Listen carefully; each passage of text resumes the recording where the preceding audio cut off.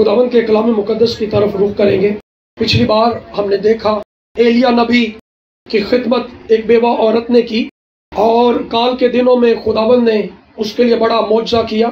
ہم اس کے لیے شکر گزار ہیں کہ خداوند اپنے لوگوں کے لیے ہمیشہ معجزات کرتا ہے اور کرنے کے لیے تیار رہتا ہے۔ آمین۔ اسی کلام کا اگلا حصہ ہم دیکھیں گے، سلاطین کی پہلی کتاب، اس کا 17واں باب اور اس کی 17 آیت سے 24ویں آیت تک خداوند کے کلام میں سے تلاوت کریں گے۔ ان باتوں کے بعد اس عورت کا بیٹا جو اس گھر کی مالک تھی بیمار پڑا، اور اس کی بیماری ایسی سخت ہو گئی کہ اس میں دم باقی نہ رہا۔ سو وہ ایلیا سے کہنے لگی، اے مرد خدا، مجھے تجھ سے کیا کام؟ تو میرے پاس آیا ہے کہ میرے گناہ یاد دلائے اور میرے بیٹے کو مار دے۔ اس نے اس سے کہا، اپنا بیٹا مجھے دے۔ اور وہ اسے اس کی گود سے لے کر اس کو بالا خانے پر جہاں وہ رہتا تھا لے گیا، اور اسے اپنے پلنگ پر لٹایا، اور اس نے خداوند سے فریاد کی اور کہا، اے خداوند میرے خدا، کیا تو اس بیوہ پر بھی جس کے ہاں میں ٹکا ہوں اس کے بیٹے کو مار ڈالنے سے بلا نازل کی؟ اس نے اپنے آپ کو 3 بار اس لڑکے پر پسار کر خداوند سے فریاد کی اور کہا، اے خداوند میرے خدا، میں تیری منت کرتا ہوں کہ اس لڑکے کی جان اس میں پھر آ جائے۔ اور خداوند نے ایلیا کی فریاد سنی اور لڑکے کی جان اس میں پھر آ گئی اور وہ جی اٹھا۔ تب ایلیا اس لڑکے کو اٹھا کر بالا خانہ سے نیچے گھر کے اندر لے گیا اور اسے اس کی ماں کے سپرد کیا، اور ایلیا نے کہا، دیکھ تیرا بیٹا جیتا ہے۔ تب اس عورت نے ایلیا سے کہا، اب میں جان گئی کہ تو مرد خدا ہے، اور خداوند کا جو کلام تیرے منہ میں ہے وہ حق ہے۔ آمین۔ ہم نے دیکھا کہ ملک میں کال سب کچھ ہر طرف سوکھا ہے، فصلیں تباہ ہو گئی، کھانے پینے کے لیے کچھ نہیں ہے۔ یہ بیوہ جو جانتی تھی کہ میرے پاس ایک وقت کا کھانا ہے، اس کے بعد میں اور میرا بیٹا دونوں مر جائیں گے، پتہ نہیں کون ہم میں سے پہلے مرے، کس کی باری پہلے آئے۔ وہ تیار تھے، وہ اس بات کے لیے پورے طور سے تیار ہو چکے تھے کہ اب ہمارا وقت قریب ہے۔ لیکن ایسے دنوں میں جب ہماری ایسی سوچ ہوتی ہے، جب ہم اس رخ میں سوچ رہے ہوتے ہیں، جب ایسے خیالات ہمیں دباتے ہیں، گھیر لیتے ہیں، ایسے حالات میں خدا نا امیدی میں امید کے ساتھ خود منظر عام پر آتا ہے۔ بیوہ نے کوئی فریاد خدا سے نہیں کی، اس کا کوئی ذکر ہمیں نہیں ملتا۔ یہ خود خدا نے ایلیا کو کہا کہ تو اس بیوہ کے پاس جا، اور جب یہ اس بیوہ کے پاس گیا اور اس بیوہ نے اس کی خدمت کی، اس کو کھانے کو روٹی دی، پینے کو پانی دیا، اور خدا نے کلام میں لکھا ہے کہ کال کے دنوں میں نہ تو اس کی کپی میں سے تیل کم ہوا اور نہ اس کے مٹکے سے آٹا۔ لیکن یہ معجزے کے بعد ایک اگلی بات جو ہمیں دکھائی دیتی ہے کہ معجزہ تو ہوا، لیکن اس کا بیٹا کلام میں لکھا ہے کہ بیمار ہوا اور اس میں دم نہ رہا اور وہ مر گیا۔ اور جب یہ بیٹا مر گیا تو وہ اس سے کہنے لگی، کیا تو اس لیے آیا ہے تاکہ مجھے میرے گناہ یاد دلائے؟ ایلیا نے اس کا بیٹا لیا اور 3 بار اس کے لیے دعا کی، اپنے آپ کو اس کے اوپر پسارا، اور خدا نے کلام میں لکھا ہے ایلیا کی دعا سن لی۔ ایلیا کی دعا سن لی اور اس کا بیٹا اس کو جیتا واپس کیا۔ پھر وہ کہنے لگی، اب میں جان گئی ہوں کہ تو مرد خدا ہے، اور خداوند کا جو کلام تیرے منہ میں ہے وہ حق ہے۔ آمین۔ خداوند کا کلام تو اس عورت نے قبول کر لیا تھا، لیکن اس کے دل میں ڈاؤٹ تھا، شک تھا۔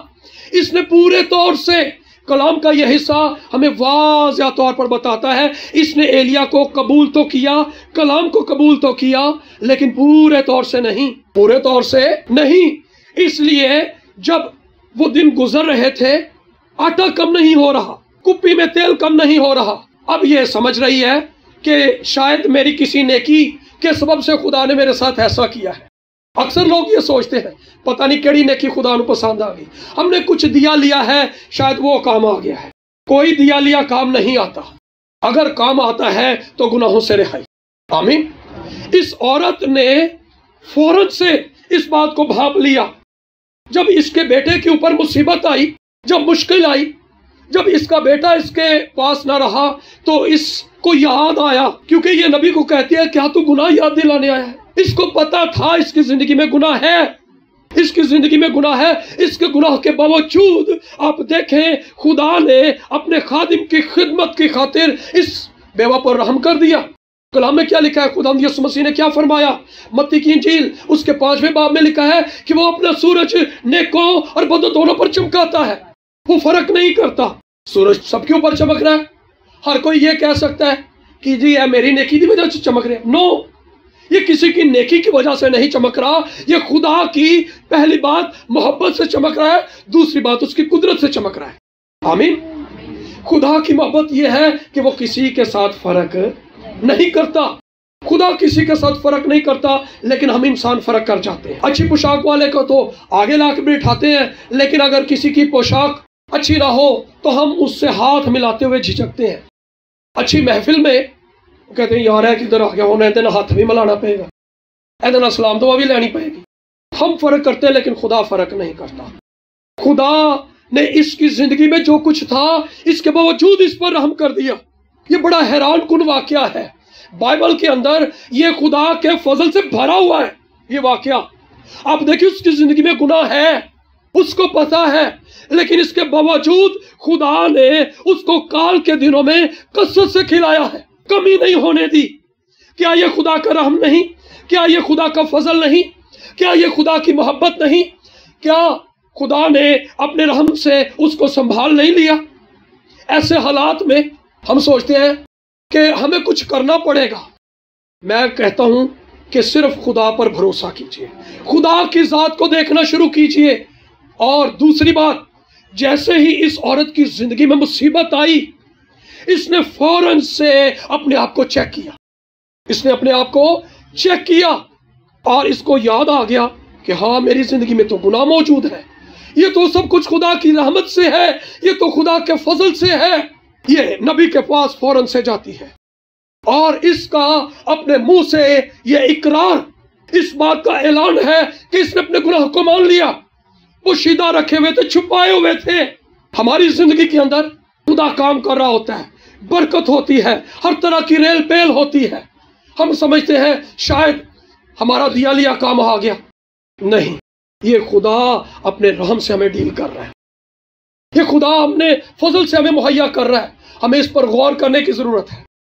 اس عورت کو اس بات کی جب سمجھ آ گئی تو اس نے اس بات کو پہچان لیا، ہاں میری زندگی میں گناہ ہے، خدا مجھے معاف کر دے۔ اس نے اقرار کیا، اس نے چھپایا نہیں۔ گناہ کو چھپانے والے کامیاب نہیں ہوتے۔ کلام میں کیا لکھا ہے کہ داؤد بادشاہ جب گناہ میں گرا تو پہلے تو اس نے کوششیں کی اپنے گناہ کو چھپانے کی، لیکن جب ناتن نبی اس کے سامنے آیا تو اس نے کہا ہے بادشاہ وہ شخص تو ہی ہے۔ اس نے کلام میں لکھا ہے کہ اپنے گناہ کا اعلانیہ اقرار کیا۔ کلام میں بھی اس کے گناہ کا اسی طرح سے ذکر مرقوم ہے، اسی طرح سے لکھا ہوا ہے، چھپایا نہیں گیا۔ اکثر ہم لوگوں سے سنتے ہیں کہ نبی معصوم ہوتے ہیں اور ان کے گناہوں کا اس طرح سے ذکر نہیں کیا جانا چاہیے، لیکن بائبل مقدس یہ بتاتی ہے خدا گناہ سے کمپرومائز نہیں کر سکتا، رتی بھر بھی نہیں۔ کلام لکھا ہے خدا پاک ہے اور وہ بدی کو دیکھ نہیں سکتا، اس لیے وہ گناہ کی عدالت کرتا ہے، وہ گناہ کو برداشت نہیں کرتا۔ خدا نے اس عورت کی زندگی کے اندر معجزہ کیا، لیکن اس کے گناہ کو پوشیدہ نہیں رہنے دیا، اس کے اوپر ظاہر کر دیا مصیبت کے سبب سے۔ آج ہمیں اپنی زندگیوں پر غور کرنے کی ضرورت ہے۔ ہم جن حالات میں سے گزر رہے ہیں، کیا کوئی ایسی بات، کیا کوئی ایسا کام، کیا کوئی ایسا خیال، کیا کوئی ایسا رویہ ہماری زندگی میں موجود تو نہیں جس کے سبب سے ہم جس جگہ پر ہیں اسی جگہ پر رکے ہوئے ہیں؟ خدا کی رحمت تو ہمیں نظر آئے گی، لیکن اپنی اسپرچول لائف، روحانی زندگی اگر ترقی نہیں کر رہے، وہاں پر رکی ہوئی ہے۔ مالی برکات روحانی ترقی کا یقیناً ایک حصہ ہے، ایک حصہ ہے، لیکن یہ روحانی برکت کا سب کچھ نہیں ہے۔ روحانی برکت یہ ہے کہ خدا کے ساتھ فیلوشپ کی جائے، خدا کے ساتھ ملاقات کی جائے، خدا کے ساتھ وقت گزارا جائے۔ آمین۔ اس عورت نے فوراً سے اقرار کیا، اور امثال کی کتاب میں بھی لکھا ہے کہ جو اپنے گناہ کو چھپاتا ہے کامیاب نہ ہوگا، لیکن جو اس کا اقرار کر کے اس کو ترک کرتا ہے، چھوڑتا ہے، اس پر خدا کی رحمت ہوگی۔ اور یوحنا اپنے خط کے پہلے باب 9 آیت میں کہتا ہے اگر ہم اپنے گناہ کا اقرار کریں تو وہ ہمارے گناہ کے معاف کرنے میں سچا اور عادل ہے۔ وہ معاف بھی کر دیتا ہے، لیکن ہم اقرار کریں تو صحیح، اقرار ہی تو نہیں ہوتا ہم سے، ہمیں شرمندگی محسوس ہوتی ہے، ہمیں جھجک ہوتی ہے، لوگ کیا کہیں گے، لوگ کیا سوچیں گے۔ اس بات کو چھوڑ دیں لوگ کیا کہیں گے، یہ سوچیں خدا کیا کہے گا، خدا کیا کہے گا۔ ہمیں خدا کی پرواہ ہونی چاہیے، لوگوں کی پرواہ نہیں ہونی چاہیے۔ اس عورت نے بھی اسی طرح سے نبی کے سامنے واضح طور پر اقرار کر لیا۔ اس عورت نے فوراً سے اپنے گناہ کا اقرار کیا۔ اپنے گناہ کو ماننے میں دیر نہ کریں۔ بارہا ہم اپنے گناہ کو بڑا ہلکا سا چھپا کر بیان کرنے کی کوشش کرتے ہیں۔ اگر دو بھائیوں میں لڑائی جھگڑا ہو جائے تو کہتے ہیں یار بس ہلکی جی نے منہ ماری ہوگی، نہیں، ہلکی سی نہیں ہوئی، یہ بتائیں کہ کس قدر ہوئی ہے، گالی گفتار ہوئی ہے، مار کٹائی ہوئی ہے، ہاتھا پائی ہوئی ہے۔ ہم اپنے گناہ کو بڑا ہلکا سا بتاتے ہیں۔ اگر کسی دوسرے کا ہو تو پھر کپڑے لا لا کے بہانے ہیں، پھر جتنے کپڑے پہنائے ہوں پھر اتار دیتے ہیں، پھر اس کو ننگا کرتے ہیں۔ ہمیں دوسروں کو کے تو گناہ یاد رہتے ہیں، لیکن اپنے گناہ کو بڑا معمولی سا ہلکا سا بیان کرتے ہیں۔ نہیں، گناہ کے ساتھ کمپرومائز نہ۔ اس عورت کی زندگی کے اندر آپ خدا کا رحم اور فضل دیکھیں کہ خدا سب کچھ مہیا کر رہا ہے، اور خدا یہ بھی چاہتا ہے کہ یہ گناہ کی زندگی سے آزاد ہو جائے، اور یہ نہیں چاہتا کہ یہ مالی برکات سے تو لطف اندوز ہوتی رہے لیکن گناہ میں چلتی رہے۔ خدا ایسا نہیں چاہتا۔ خدا چاہتا ہے کہ یہ مالی برکات کے ساتھ ساتھ اپنی روح کو گناہ سے بھی آزاد پائے۔ آمین۔ ہمیں اپنی زندگی کے اندر اس بات کو بہت محتاط ہونے کی ضرورت ہے۔ اگر ہماری زندگی کے حالات جوں کے توں ہیں، اگر ہم ایک گول چکر کی طرح ایک چیز کے گرد گھوم رہے ہیں، تو ہمیں بہت باریک بینی سے اس بات کو دیکھنا ہے۔ ہماری کس سے ناراضگی ہے، ہمیں کس سے گلہ ہے، ہمیں کس سے غصہ ہے، ہم نے کس کو معاف نہیں کیا، کس کی لیے ہمارے دل میں نفرت ہے۔ یہ چیزیں ہمیں روح میں آگے نہیں بڑھنے دیتی۔ ہمیں اپنی زندگی کے اندر ان باتوں کے لیے بہت محتاط ہونے کی ضرورت ہے۔ اس عورت کے لیے ہم خداوند کے شکر گزار ہیں کہ اس عورت نے اپنے گناہ کو نہیں چھپایا۔ بائبل میں آپ دیکھیں جس شخص نے اپنے گناہ کو چھپایا وہ کامیاب نہیں ہوا۔ اکن کے تعلق سے کیا لکھا ہے؟ اس نے اینٹ لے لی، چاندی کی اور مصر کی قیمتی چادر لے لی، تو کیا وہ اس کے کام آئی؟ نہیں، اس نے اپنے گھر جا کر چھپا دی۔ یرو کو فتح کر لیا تھا، فتح مل گئی تھی۔ فتح ملنے کے بعد بھی گناہ زندگی کے اندر انٹر ہو جاتا ہے، موت کے بعد بھی گناہ زندگی کے اندر انٹر ہو جاتا ہے۔ اس کے لیے محتاط رہے۔ اس نے اپنے گناہ کو چھپایا اور ہلاک ہو گیا۔ لیکن اس عورت نے اپنے گناہ کو نہیں چھپایا۔ داؤد بادشاہ نے بھی اپنے گناہ کو نہیں چھپایا، اپنے گناہ کا اقرار کیا، اور خدا نے بھی اس کو اسی لمحہ بحال کر دیا۔ خدا نے اسی لمحہ بحال کر دیا۔ خدا دیر نہیں کرتا۔ اگر ہمارا خدا کے ساتھ کنیکشن ٹھیک ہے تو لوگوں کے ساتھ آٹومیٹکلی ٹھیک ہو جائے گا۔ آمین۔ ہمیں اپنے ریلیشن کو خدا کے ساتھ چیک کرنے کی ضرورت ہے۔ اگر ہم اپنی زندگی میں ایک ہی جگہ پر بار بار آزمائش میں گرفتار ہیں تو یقیناً گناہ زندگی میں کہیں نہ کہیں موجود ہے، وہ کسی نہ کسی صورت میں موجود ہے۔ ہمیں اس کو فائنڈ کرنا ہے، اس کو تلاش کرنا ہے۔ ابھی پچھلے دنوں مجھے اس بات کا بڑا سامنا رہا کہ چوہا آ گیا اوپر، ایک نہیں بلکہ دو، اور ان کے سبب سے پچھلے اتوار ہفتے کی رات ساری رات میں جاگتا رہا، تقریباً صبح 3:45 بجے تک بیٹھا رہا، پھر اٹھ کے نیچے آیا یہاں پر۔ وہ جب نکل گئے دروازہ بند کر دیا میں نے، لیکن جب تک وہ وہاں رہے میرا ذہن اور یہ دل تھا کہ میں گھر کو خالی نہ چھوڑوں، وہ نہ ہو کہ یہ نقصان کر دیں۔ جب وہ کہیں چھپتے تو میں چیزوں کو ہلاتا مارتا ڈنڈے کے ساتھ کہ نکلے باہر۔ تو کیا ہمیں اس طرح سے اس کو، شیطان کو، گناہ کو تلاش کرنے کی ضرورت نہیں؟ چیزوں کے نیچے چھپ جاتا ہے، ہمارے خیالوں میں، ہمارے رویوں میں، ہمارے اچھے کاموں میں ہمارا گناہ چھپ جاتا ہے۔ ہم اچھے رویوں کو نہ دیکھیں، اچھے کاموں کو نہ دیکھیں، بلکہ تلاش کریں کہ کہاں پر گناہ ہماری زندگی میں موجود ہے۔ جو ہی ہم اس کو نکالیں گے ہماری زندگی میں آرام ہو جائے گا۔ جب چوہا گھر سے نکلتا ہے پھر سکون ہوتا ہے کہ نہیں ہوتا؟ ہر بندہ ذہنی طور سے سکون ہو جائے، نقصان سے بھی بچ جاتے ہیں اور ذہنی طور پر اطمینان بھی مل جاتا ہے۔ آمین۔ اسی طرح سے جب گناہ کو ہم تلاش کر لیتے، پھر اس کا اقرار کر لیتے اور اس کو چھوڑ دیتے ہیں تو پھر ہمیں اطمینان مل جاتا ہے، پھر زندگی پرسکون ہو جاتی ہے۔ آمین۔ اس عورت نے یہ ظاہر بھی کیا کہ تو مرد خدا ہے اور تیرے منہ میں جو کلام ہے وہ حق ہے۔ کلام کو قبول کر لیا، لیکن اس کے بعد اس نے کلام کے اوپر شک بھی کیا۔ یہ گناہ ہے اس کا، کلام کے اوپر شک کرنا کہ کیا ایسا ہی میری زندگی میں چلتا رہے گا۔ اس کی زندگی کے اندر مصیبت کو لے آیا، اس کی زندگی میں मुसीबत को ले आया। कलाम जो आपको मिल गया है, इसको थाम ले, इसको अपनी जिंदगी से जाने ना दे। आमीन। और जब हम इसको पालेंगे तो दाऊद कहता है, मैंने तेरे कलाम को अपने दिल में रख लिया ताकि तेरे खिलाफ गुनाह।